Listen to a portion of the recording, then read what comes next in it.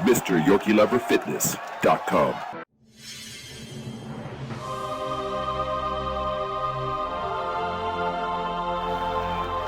Ladies and gentlemen, the first man to build 21-inch biceps, drug-free.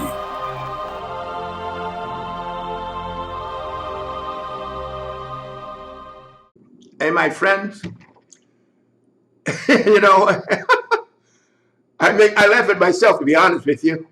I really laugh at myself because a lot of times I get these questions. I say, I don't want to be bothered with this. You know, it's not because I've got so much, as I said before, so much experience in this. And I said, I don't, they should know better, you know. But then I got so many inquiries on what is the best exercise for the legs. And you know something? There is only one exercise that is number one, unparalleled, number one for building the legs. It's the squats. Not the full squat, because you can really damage your back with the full squat. The thighs do not come into play until you hit the parallel point. We go below that, it's your ass muscles and your back that bring you up to parallel where the legs come into play. And guys that train with the full squat wind up later with all kinds of back problems. Now let me tell you something, my friends. And I laugh really because, you know, I laugh because I said, Jesus Christ. That's what I tell you all the time. You may be sick of hearing it, but it's experience. These guys talking about you don't need squats. They didn't grow up when there was all there was but squats. The only thing you could build your legs up was squats. There was no machines. There was no extension machines. There were no leg curl machines. There were no machines. Squats was it. And you did parallel squats that took in, it didn't get as much as the leg bicep as you could during isolated, of course, leg curls. But it got enough in it that you could build nice sized competitive legs. And not only that, my friends, the squat takes in so much of the body. Your whole body improves. Your endocrine system improves because you see, first of all, my friends, you got the balance, the weight. That takes in the stabilizing muscles. You have to get your balance right. You can't just, you get a machine, you just lay back there and the machine does all the balance and everything else. But when you squat and you don't get out of breath during the leg extension or leg curl, but buddy, when you squat, the entire body's in play. Not only your thighs in play, your legs in play, your entire body's in play. And that's what improves conditioning and the assimilation of the food. Your entire body works more efficiently because it's all in play. And by putting all your muscles into play, it improves your entire system, stabilizing muscles included. Now, let me tell you, the only thing we didn't have leg curl machines, leg extension machines. We didn't have no leg press machine. We didn't have no machines. All we had was squats. Name me one machine that can incorporate all of that today. You don't have any. You got the leg curl, you got the leg press, you got the leg extension. Hey, that's machines. And hey, they do a pretty good job. But what builds mass and strength, excuse me, is the parallel squat. Nobody can touch it. And the point is simply, if you want to digest it, because you know, all I am for you guys is, I have the experience in it and it aches me because I hear these guys coming along now, just started a couple of years ago, and they got all the answers. And it gets me so angry because they don't have the experience to feel. They don't know what it is to what exercises were before they go to the gym now and there's loaded machines that isolate each muscle. Nothing wrong with that. But then if you got to do the leg extension, you have to do the leg curl, And those are the two main exercises that is separated. The parallel squat builds them all. And not only that, you don't get breathless doing those exercises yet. But if you do those squats, buddy, you get out of breath because your entire body is working. And if squats are no good, then how did everybody build our bodies before there were such a thing as all these machines? There is no substitute.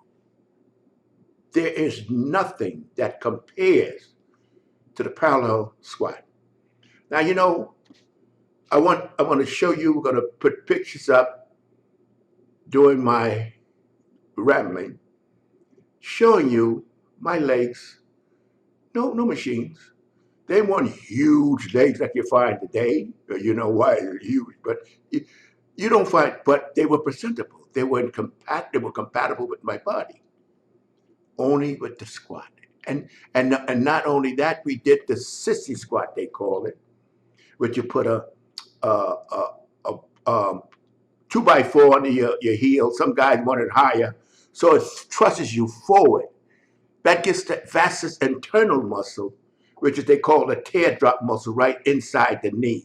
That stresses that. You can't use too much weight for that because a lot of stress on the knee. But that's all we did. Name me one exercise you can do on the machine that could even touch the parallel squat. Do not do the full squat. The full squat is where all the complaints come from. Guys, they don't know. See, this is the thing that comes from experience. It's a thing you try. They don't. A lot of guys will see. I picked that up very early. A lot of fellas didn't. And those guys, when they got older, had all kinds of back problems because they went too low. And remember, your thighs don't come into play until you reach the parallel position. We used to get a bench when we did our squats, and we would once our butt touched the bench, we knew it was low enough. The bench was about that high, and at that time, a lot of the guys had to help you to put the weight on your back. Then we got the squat racks. Everything was primitive, but the primitiveness of it allow us to grow and understand. These guys work out a few years and get on YouTube, and you think they were veterans and knew what the hell they were talking about. I see some of these guys talking about how to build their arms, and I look in astonishment. I said, well, if you're an example of building the arms and you don't have any, why would anybody follow you? But that's where it goes. But there is and I'm going to repeat, my friends, because I just give you the 411. I'm not one of these guys who goes, laugh. I'm not here for you. I'm here for you to say, and I want you to think. I don't tell you something and then say, oh, this is it. And you go do it. I'm telling you to think. Just think, how did you build your legs before the machines? Squats. That's all you had. There were no machines. So that's what I want you to understand. And that's why I'm saying this, because, squats aren't sexy. It's not a sexy exercise. It's not something you show off. You hear so much about biceps because biceps are sexy. You make the arm. Anybody see what you walk around with your shirt rolled up when you walk around in underwear so people see your thighs? It's not a sexy muscle. So nobody really concentrates on it, and nobody really understands it. I'm not knocking machines. I think they're great. They isolate the muscle. That brings out a lot of definition, press extensions, leg eccentricity, but it singly, it doesn't do it. So that's what I want to tell you, my friends. And I only said that's because when I heard about the legs, I didn't want to really be bothered. I said, legs. I'm like, who's interested in legs? But I decided to just let you guys think. Just think. And a lot of times you don't have you don't have you're not able to get to these machines in the gym. A lot of times guys don't get to the machine. But when you do the squats, because they got squat racks so you don't have to lift it on your head. When you do the squats, please do not go below parallel, because then you're going to run into back problems. To be continued.